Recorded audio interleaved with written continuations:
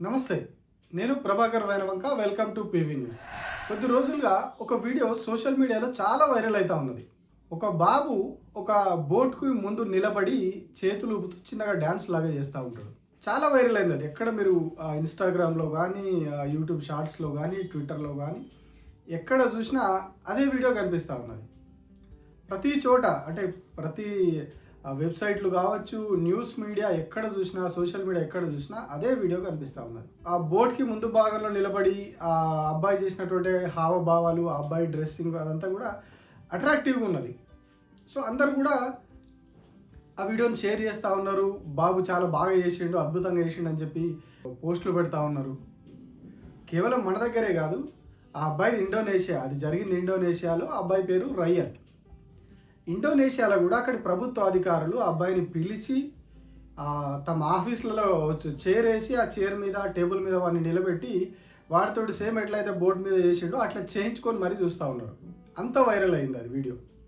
అంటే ఎక్కడో మారుమూల గ్రామంలో ఉన్న ఒక బాబుని ప్రభుత్వ అధికారులు తీసుకెళ్ళి వాడితోటి ప్రదర్శనలు ఇప్పించుకుంటా ఉన్నారు.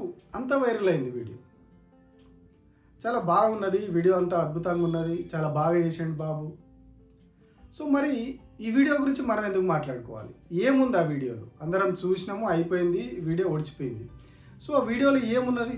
ఎందుకు మనం ఇంతగానో ఆ వీడియో గురించి చెప్పుకోవాలి అంటే, ఆ వీడియో ఒక జీవిత సత్యాన్ని చెప్తున్నది. జీవితం ఎలా ఉంటుంది, సమాజం ఎలా ఉంటుంది, సమాజం మనల్ని ఎట్లా చూస్తుంది, సమాజంలో కొందరు వ్యక్తులు ఎట్లా ఉంటారు, వాళ్ళు ఎట్లా వ్యవహరిస్తారు, ఇట్లాంటి చాలా అంశాలని మనం ఆ వీడియోలో చూడవచ్చు. చూడడానికి ఏదో ఒక 10 సెకండ్లు 20 సెకండ్ల వీడియో అది, కానీ అందులో చాలా పెద్ద జీవిత సత్యం ఉన్నది. మరీ ముఖ్యంగా ఉద్యోగాలు చేసే వాళ్ళకి ఇది 100% సూటబుల్ వీడియో. అంటే వాళ్ళ నేపథ్యానికి, వాళ్ళు ఎదుర్కొంటున్న పరిస్థితులకి ఈ వీడియో 100% సూటబుల్ వీడియో. ఖచ్చితంగా మీరు ఒకసారి ఆలోచించండి. ఈ వీడియో చూసిన తర్వాత ఖచ్చితంగా మీ జీవితంలో ఇట్లాంటి సంఘటనలు మీకు ఎదురై ఉంటాయి. ఖచ్చితంగా అట్లాంటి ఫేస్ చేసి ఉంటారు. మీకు అవి మదిలో మెదులుతాయి అట్లాంటి సంఘటనలు అన్నీ కూడా. ఏంటి మరి ఈ వీడియో మనకి ఏం చెప్తా ఉన్నది? వాస్తవానికి ఆ అబ్బాయి ఆ బోట్ పైన నిలబడి, ఆ ముందు భాగంలో నిలబడి దాన్ని బ్యాలెన్స్ చేస్తూ, అంటే అంత స్పీడ్తో వెళ్తున్నప్పుడు బ్యాలెన్స్ చేస్తూ యాక్టింగ్ చేయడం, ఇట్లా డ్యాన్స్ చేయడం అంతా బాగానే ఉంది, ఓకే, అంతవరకు ఓకే. బట్ మనం ఎంతసేపు ఆ బాబు యాక్టింగ్నే చూస్తూ ఉన్నాం, ఆ అబ్బాయి డ్యాన్స్నే చూస్తూ ఉన్నాం, ఆ అబ్బాయి హావభావాలనే చూస్తూ ఉన్నాం. బట్ ఆ బోట్ ఎట్లా ముందుకు పోతూ ఉన్నది?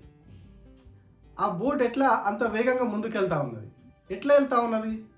వెనకాల ఒక 15-20 మంది కూర్చొని దాన్ని సేలింగ్ చేస్తూ ఉన్నారు. అంటే దాన్ని ఆ తెడ్డుతోని దాన్ని వెనక్కి నెడతా ఉన్నారు నీటిని. వాళ్ళ శక్తినంతా కూడగట్టుకొని వాళ్ళు ఆ నీటిని వెనక్కి నెడతా ఉంటే ఆ బోటు ముందుకెళ్తా ఉన్నది. ఈ అబ్బాయి అక్కడ నిలబడి డ్యాన్స్ చేయడం వల్ల బోట్ ముందుకు వెళ్ళట్లేదు. అక్కడ ఒక 20 మంది తమ శ్రమని, తమ చెమటని దారపోసి, తమ శ్రమనంతా కూడగట్టి, తమ ఎనర్జీని అంతా కూడగట్టి వాళ్ళు నీటిని వెనక్కి దోస్తూ ఉన్నారు. ఆ బోట్ అంత వేగంగా ముందుకెళ్తా ఉన్నది. ఆ బోట్ మీద నిలబడి ఈ అబ్బాయి డ్యాన్స్ చేసిండు. ఆ డ్యాన్స్ గురించి మనం మాట్లాడుకుంటా ఉన్నాం. ఆ అబ్బాయిని మనం అప్రిషియేట్ చేస్తూ ఉన్నాం. ఇండోనేషియా ప్రభుత్వ అధికారులు కూడా ఆ అబ్బాయిని పిలిచి అప్రిషియేట్ చేసిర్రు.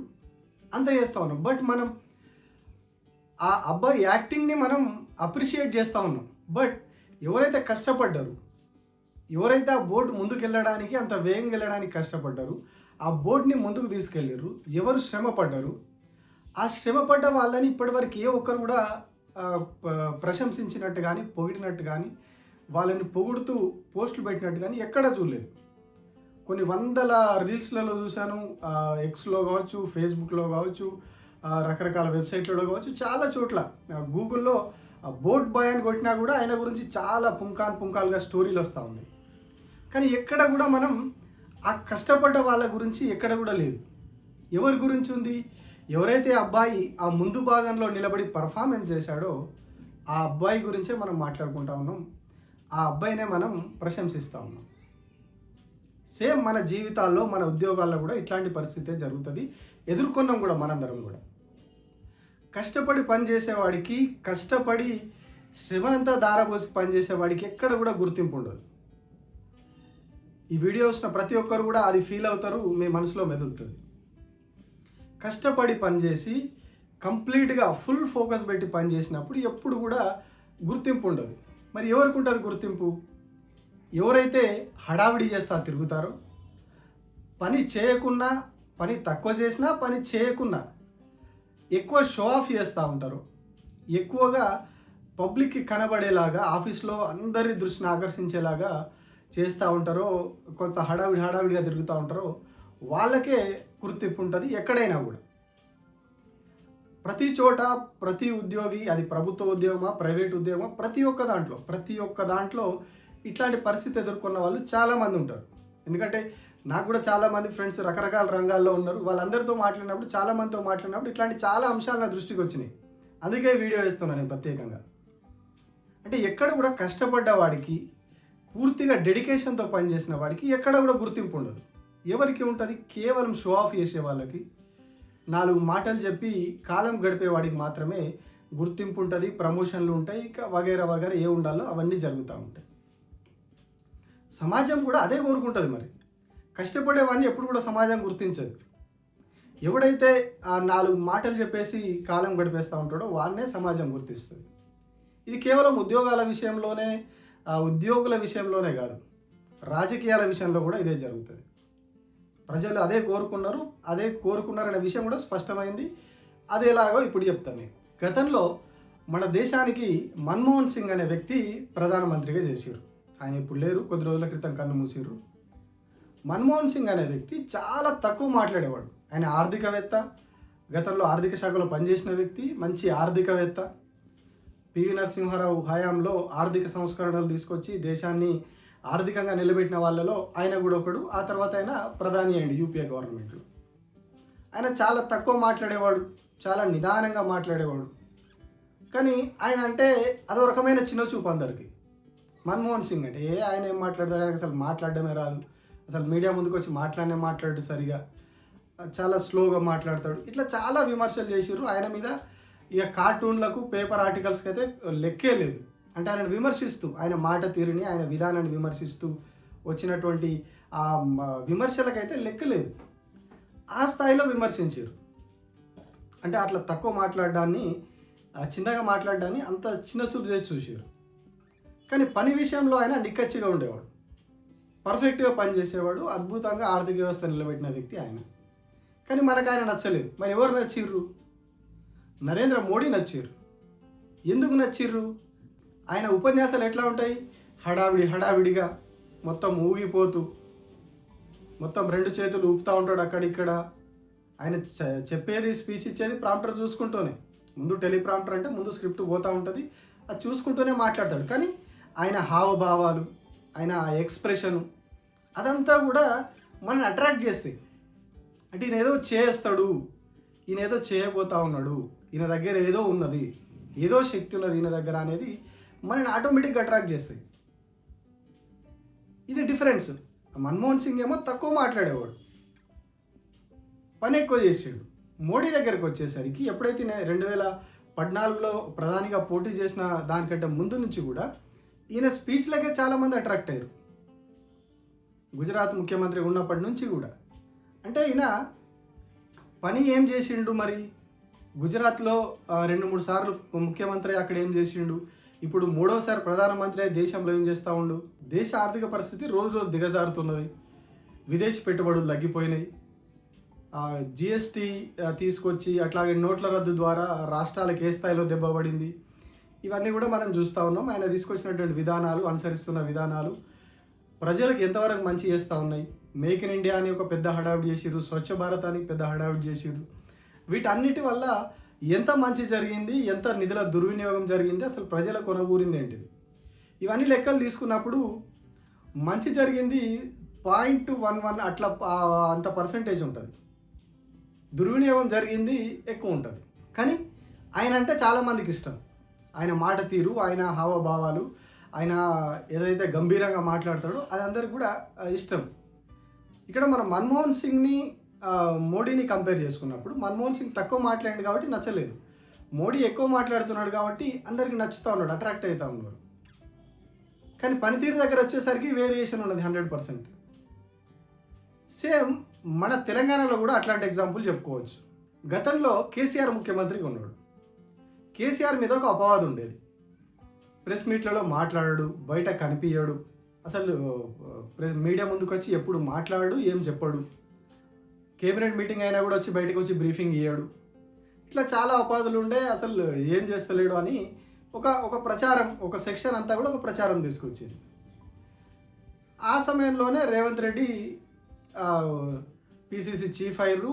ఆయన స్పీచ్లు, ఆయన మాట్లాడడం, పరుషమైన భాషతోటి ఆయన ముందుకెళ్ళడం, అదంతా కూడా మనకు నచ్చింది. ఆ సమయంలో ఉద్యమ సమయంలో ఏదైతే కేసీఆర్ ఆంధ్ర వాళ్ళని ఉద్దేశించి ఎట్లాగైతే ఆవేశంగా తిట్టిన మాటలు, తెలంగాణ యాసలో వేసిన పంచులు, సటైర్లు, సామెతలు, ఇవన్నీ మనకు బాగా నచ్చినాయి కేసీఆర్ విషయంలో. అప్పుడు అదే ముఖ్యమంత్రి అయ్యేసరికి ఆయన కనిపించట్లేదు, తక్కువ మాట్లాడుతున్నాడు, మాకు కనిపించట్లేదు అని కేసీఆర్ అనేవాడు చాలామందికి నచ్చకుండా అయ్యిండు. ఉద్యమంలో చాలామందికి నచ్చిండు ఆ భాష వల్ల, ఆయన మాట తీరు వల్ల.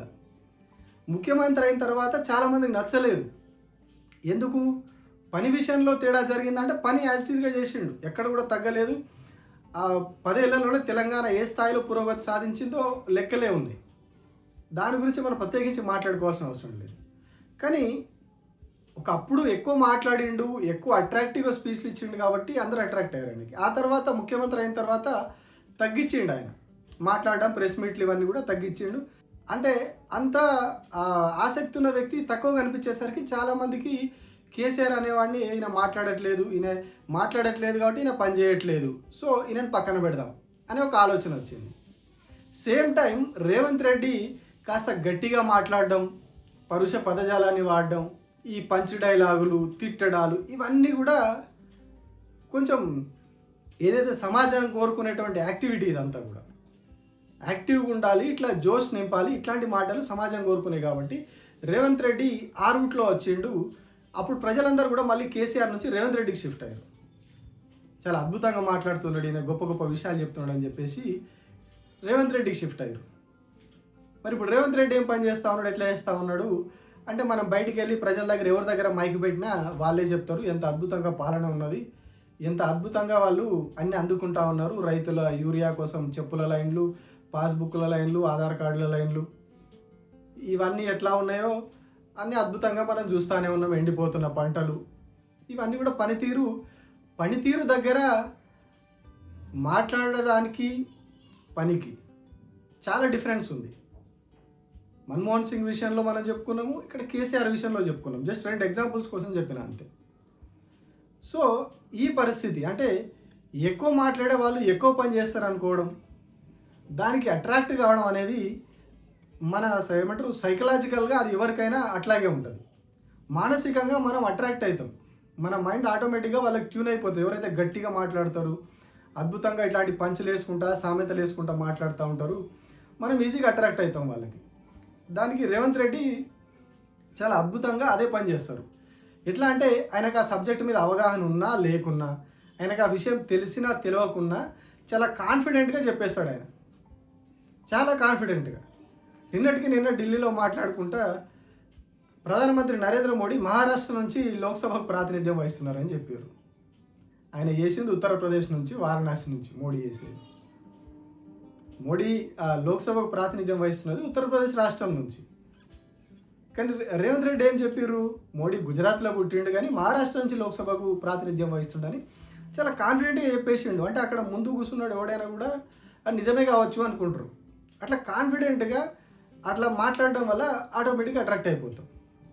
సో ఇది అంటే సమాజం ఎప్పుడు కానీ, మన చుట్టూ ఉండే వాళ్ళు ఎప్పుడు కానీ ఈ హడావిడిని, దీన్ని మాత్రమే కోరుకుంటారు. కష్టపడి పనిచేసేవాడు, డెడికేషన్తో పనిచేసేవాడు, రాజకీయ నాయకులు కావచ్చు, ఉద్యోగులు కావచ్చు, ఎవరైనా కూడా వాళ్ళని సమాజం గుర్తించదు, ఎట్టి పరిస్థితుల్లో గుర్తించదు. అది ఒకవేళ గుర్తిస్తే చాలా రేర్ కేసెస్, ఏదో 0.1% అట్లా ఉంటారు తప్పితే మెజారిటీ ఆఫ్ సమాజం ఇగో ఇట్లాంటి హడావిడినే కోరుకుంటుంది.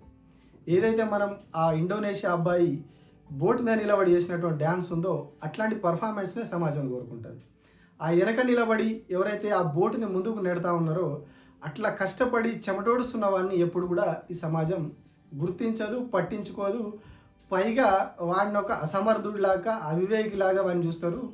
వాడిని ఒక అండరాని వాడిలాగా చూసి పక్కకు నెట్టేస్తారు తప్పితే వాడిని దగ్గరకు అసలే రానియరు. ఇది సమాజంలో ఉన్నటువంటి జరుగుతున్నటువంటి సంఘటనలు ఇవన్నీ కూడా. అంటే ఇది ఈ వీడియో మనకు చెప్తున్నటువంటి జీవిత సత్యం. సమాజం ఎప్పుడు కానీ అట్లా హడావిడి చేసేవాడిని, ముందుండి షో చేసేవాడిని యాక్సెప్ట్ చేస్తుంది, కానీ కష్టపడేవాడిని, చెమటోడ్చేవాడిని యాక్సెప్ట్ చేయదు.